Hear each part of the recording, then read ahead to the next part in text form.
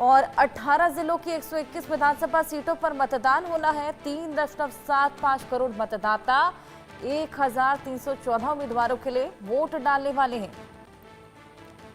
तकरीबन आधे घंटे का समय बचा है और उसके बाद ये वोटिंग की प्रक्रिया शुरू हो चलेगी। कई जगहों पर लोग पहले मतदान फिर जलपान की नीति अपनाते हुए पहले से ही वोटिंग सेंटर्स पर पहुंच चले हैं। और सुबह सुबह हमने देखा है कि अधिकतर लोग वोट डालना पसंद करते हैं। सुबह से ही लोगों की कतारें लग जाती हैं। 121 सीटें होने वाली हैं, जिसमें 1314 उम्मीदवारों की किस्मत आज ईवीएम में कैद होगी, जिसमें से तमाम दिग्गजों के नाम भी शामिल। बिहार विधानसभा चुनाव 2025 लोकतंत्र का महापर्व, जिसका आज आगाज हो गया है। पहले फेज के लिए आयोग ने बूथ पर 100% वेबकास्टिंग, नई मतदाता सूचना पर्ची की सुविधा, ईवीएम नेट ऐप के माध्यम से मतदाता रिपोर्टिंग, तकनीकी नवाचारों को भी लागू किया है। और हमारे तमाम सहयोगी अलग अलग जगहों से हमें अपडेट्स दे रहे थे। इसी बीच राघोपुर से शिखा सलारिया हमारे साथ जुड़ी हैं। आइए उनके पास चलें और जानकारियां लें। शिखा, अगर हर साल के मुकाबले देखा जाए, हर बार के मुकाबले देखा जाए, तो इस बार क्या कुछ नया वोटिंग सेंटर्स पर देखने को मिल रहा है? क्या कुछ नई फैसिलिटीज?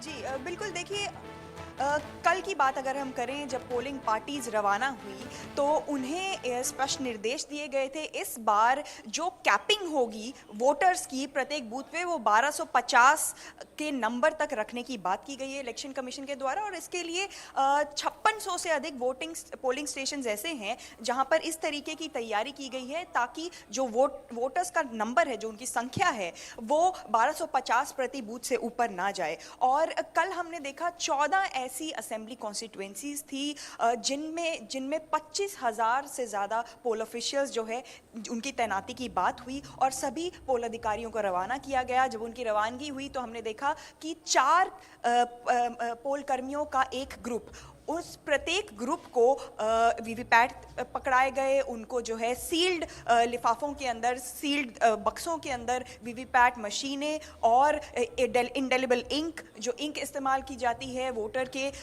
जो वोटर का एक निशान होता है, एक सिंबल होता है और लोकतंत्र का भी एक बड़ा सिंबल माना जाता है, उस नीली इंक को भी उनको दिया गया। तो इस बार ये कोशिश है कि वोटर्स को कोई दिक्कत ना हो। जेनजी वोटर्स इस बार जो हैं, बड़ी संख्या में जेनजी वोटर्स भी यहाँ पे शामिल होने वाले हैं। और वैशाली जो जिला है, जहाँ से राघोपुर असेंबली सीट पर मैं खड़ी हूँ, उसमें हमें बताया जा रहा है कि लगभग 20% जेनजी वोटर्स हैं।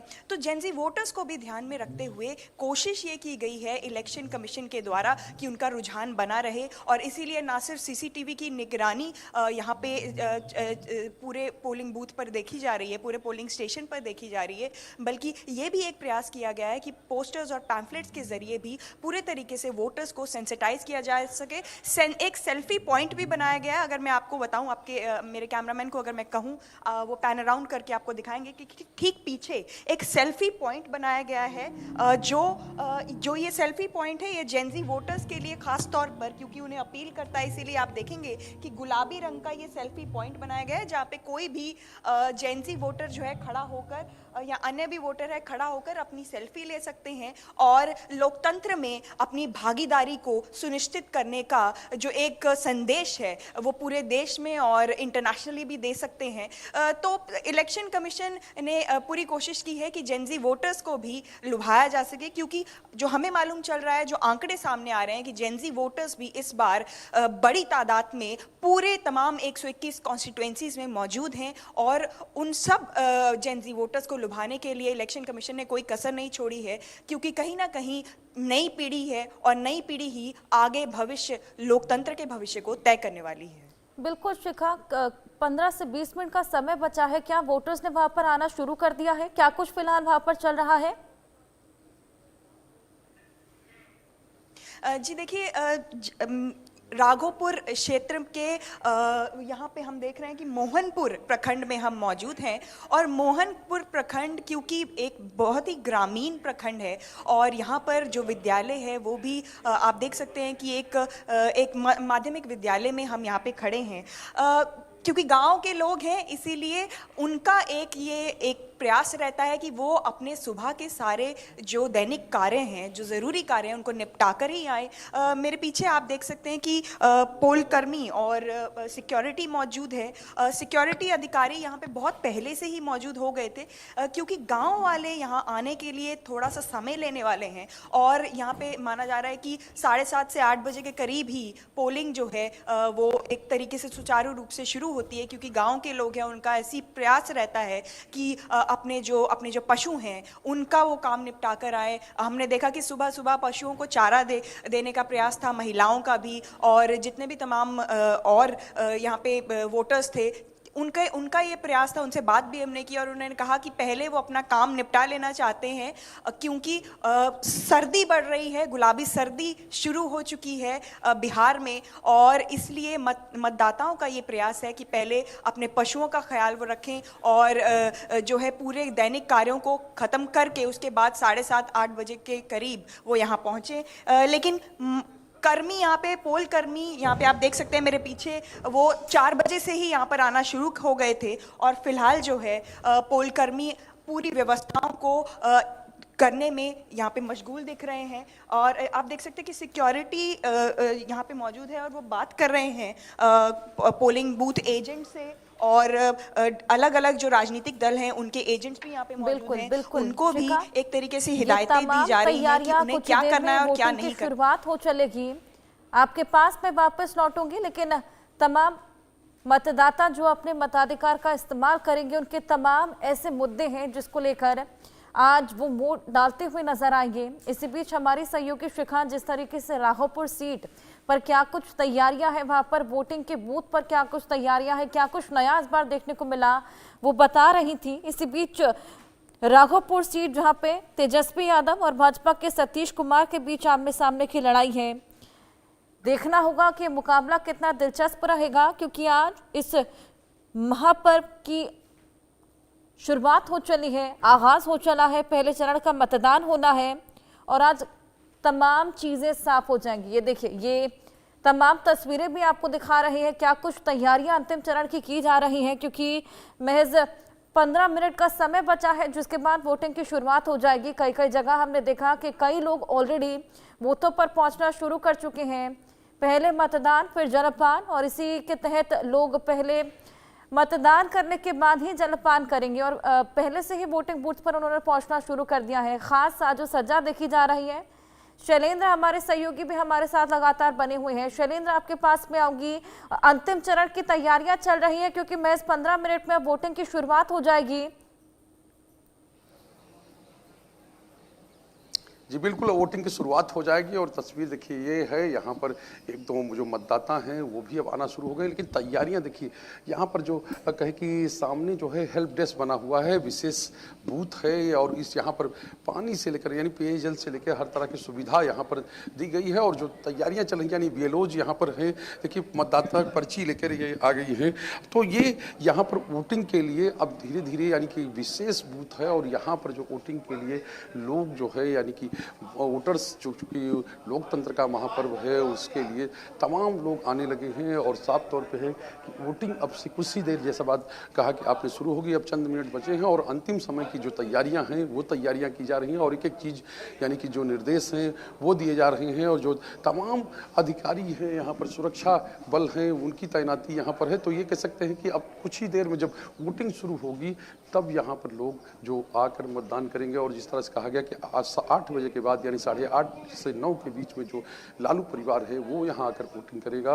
और जिस तरह से आज बिहार में मतदान हो रहा है, यानी पहले चरण के लिए वोटिंग हो रही है, वोटिंग होगी अब से कुछ ही देर बाद शुरू होगी। और जो तस्वीर यहाँ की है, लगभग जितने भी बूथ हैं सब जगह यानी 121 विधानसभाओं में ऐसी ही तैयारियाँ, ऐसी ही चीज़ें जो वोटर्स के लिए यानी वोटर टर्नआउट कैसे बढ़े, क्योंकि तमाम तरह की चीज़ें जो हैं वो चुनाव आयोग की तरफ से की गई हैं और साफ तौर पे है कि आज उसका जो नतीजा या उसका रिजल्ट जो है वो देखने को कुछ देर में मिलेगा।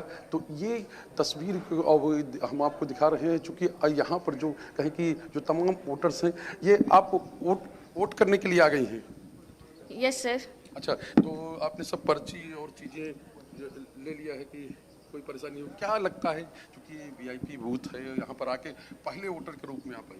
हाँ सर, क्योंकि मुझे हॉस्पिटल ड्यूटी के लिए निकलना होता है, तो सर इसलिए मैं सुबह सुबह वोट देने के लिए आ गई, क्योंकि वोट देना बहुत ज़रूरी है ताकि हम एक पार्ट बन सके गवर्नमेंट को चूज़ करने के। चूज करने के पार्ट बन सके। मन में क्या चल रहा है, किस तक क्या कोई मुद्दे हैं, चूंकि आप एक कर्मचारी हैं? मेरा मुद्दा सर यही है कि अनएम्प्लॉयमेंट को यहाँ से मतलब अनएम्प्लॉयमेंट को सर थोड़ा कम मतलब करना चाहिए और एम्प्लॉयमेंट को बढ़ाना चाहिए। एम्प्लॉयमेंट को बढ़ाना चाहिए, और इस बार सब दलों का मुद्दा भी ये रहा है। Yes. तो लगता है कि अब जब आज मतदान होगा, जब नई सरकार बनेगी, तो चीजें फोकस में रहेंगी। हाँ सर, बिल्कुल।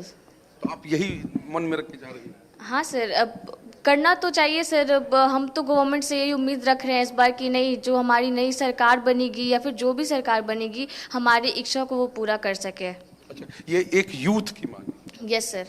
तो एक यूथ की मांग यही है, और इसीलिए जो पहले वोटर के रूप में ये यहाँ आ गई है। तो अभी कुछ देर में जब पोलिंग शुरू होगी तो ये पोलिंग करेंगे, यानी मतदान करेंगे। और देखिए, अब सब अंतिम व्यवस्थाएं, यानी अंतिम रूप धीरे धीरे ये दिया जा रहा है। और यहाँ पर जो 7 पोलिंग बूथ बने हुए हैं वेटरनरी कॉलेज में, हम आपको पहले भी मैंने दिखाया कि किस तरह से यहाँ पर जो कहें कि रेड कारपेट से लेके हर चीज़ें यहाँ पर की गई हैं, यानी कि पूरी तैयारी है, मतदाताओं को किसी तरह की असुविधा नहीं हो। ये पुस्तकालय भवन है, और यहाँ पर आकर लालू परिवार वोट देगा। सामने प्रशासनिक भवन है, वहाँ रेड कार्पेट यहाँ पर बिछाया हुआ है, तमाम तरह की व्यवस्थाएं वहाँ पर देखने को मिल रही हैं। क्या कुछ अलग इस बार?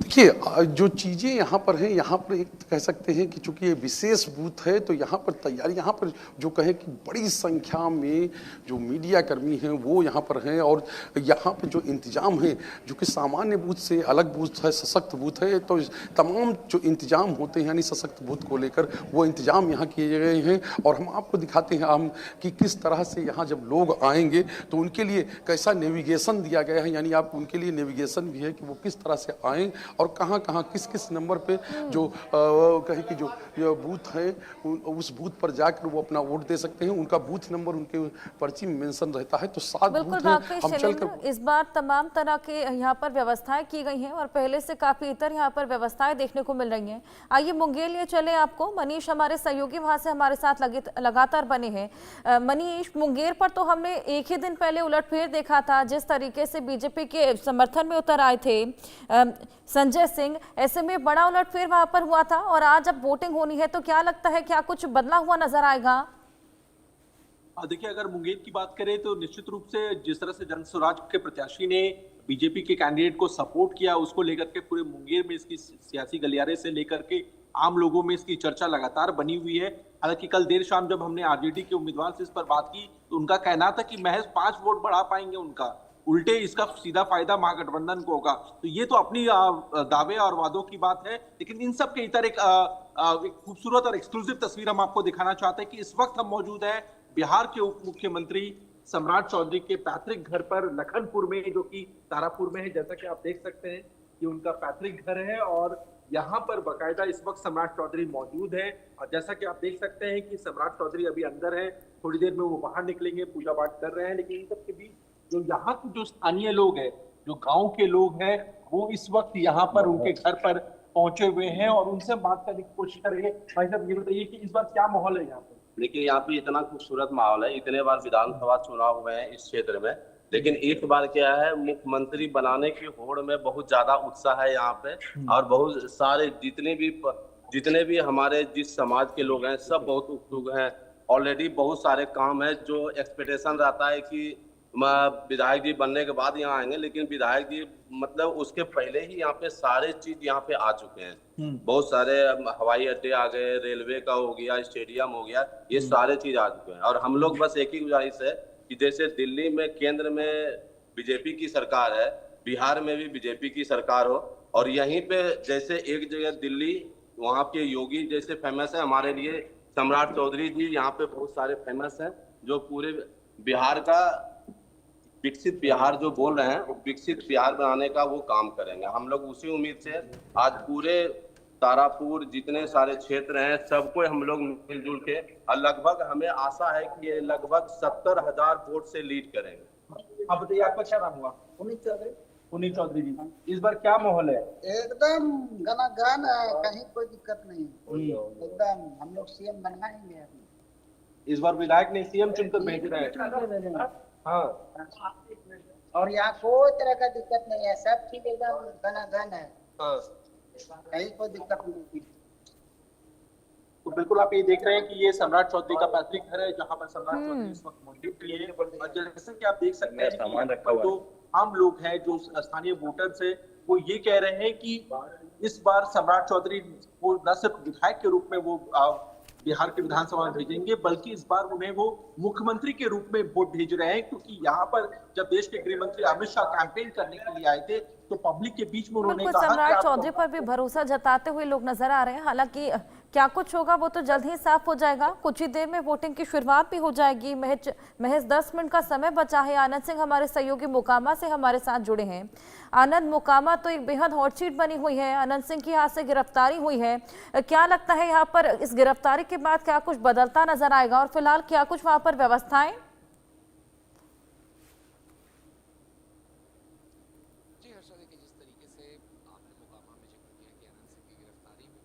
गिरफ्तारी तब हुई थी जब दुलार चंद यादव की हत्या हुई थी, जो कि जनसुराज पार्टी के जो प्रत्याशी हैं उनके साथ में वो समर्थन दे रहे थे और उसी दौरान उनकी हत्या हुई थी। तो उसी मामले को लेकर अनंत सिंह की गिरफ्तारी हुई और वहीं अनंत सिंह के सामने जो प्रत्याशी है वो राष्ट्रीय जनता दल से वीणा देवी हैं। वीणा देवी जो कि पत्नी है सूरजभान सिंह की, वो भी एक यहाँ पर बाहुबली कहे जाते हैं। तो उनके सामने वीणा देवी अनंत सिंह के सामने है। तो चूंकि ये मोकामा का इलाका है तो वहाँ हत्या के बाद से ही लगातार टेंशन यहाँ पे काफ़ी बनी हुई थी और हमने देखा था किस तरीके से लगातार प्रशासन ने यहाँ पर काफ़ी डिप्लॉयमेंट कर रखी थी। तो आज जब हम इस बूथ पे मौजूद हैं, जो कि श्री कृष्ण मध्य विद्यालय है, सरकरवार टोला यहाँ का, मोकामा का, जहाँ पर वीणा देवी जो राष्ट्रीय जनता दल की प्रत्याशी हैं वो आएंगी यहाँ पर मतदान करने के लिए। और आप देख सकते हैं किस तरीके से जो अधिकारी हैं उन्होंने किस तरीके से यहाँ पे तैयारी कर रखी है। यहाँ पे प्रवेश द्वार है और फिर एक निकास द्वार है, यानी एक द्वार से अंदर मतदान करने जाएंगे मतदाता। और आप देख सकते हैं किस तरह से सारे अधिकारी उन्होंने प्रिपरेशन कर रखी है। उस तरफ ईवीएम मशीन रखी गई है, यहाँ पर वो अपने नाम जांच करने के बाद उनको आगे भेजा जाएगा मतदान करने के लिए। तो तमाम तरह की सुविधाएं यहाँ पर चुनाव आयोग ने कर रखी हैं ताकि मतदाताओं को किसी तरह की परेशानी ना आए। मगर जिस तरीके से मोकामा में पिछले कुछ दिनों में हालात बदले हैं, क्योंकि नीतीश कुमार की जो राजनीति रही है वो सोशल इंजीनियरिंग पे रही है, मतलब गैर यादव और को छोड़कर उन्होंने फॉरवर्ड्स, महादलित, दलित, ईबीसी पे फोकस करके उन्होंने अपना एक वोट बैंक बनाया है सोशल इंजीनियरिंग के तौर पे। और 2 दशक से वो लगातार इसी सोशल इंजीनियरिंग को लेकर वो सत्ता में बने रहे हैं। तो अब देखना होगा कि कितना महत्वपूर्ण ये मतदान है, क्योंकि देखिए कुछ मतदाता भी आ गए हैं, बुजुर्ग हैं, वो आ चुके हैं मतदान करने के लिए। तो वो अभी जाएंगे, चूँकि अब कुछ ही मिनट का वक्त रह गया है, केवल 5 मिनट का वक्त रह गया है जब मतदान यहाँ पे शुरू होंगे। इस सरकरवार टोला मतदान केंद्र पे कुल 342 बूथ हैं यहाँ पर, जो यहाँ का इलाका है मोकामा का। तो वहाँ पर लोग आने शुरू हो गए हैं, चूँकि यहाँ टेंशन्स भी थे। मगर जिस तरीके से बुजुर्ग सामने आए हैं आज सबसे पहले मतदाता के तौर पे, तो कहीं ना कहीं ये ज़रूर दिखाता है कि लोगों में आज भी किस तरह की आस्था है इलेक्शंस को लेकर, चुनावों को लेकर, जहाँ वो अपनी सरकार को बनाने के लिए अपने मत का प्रयोग करते हैं। जी हर्षा।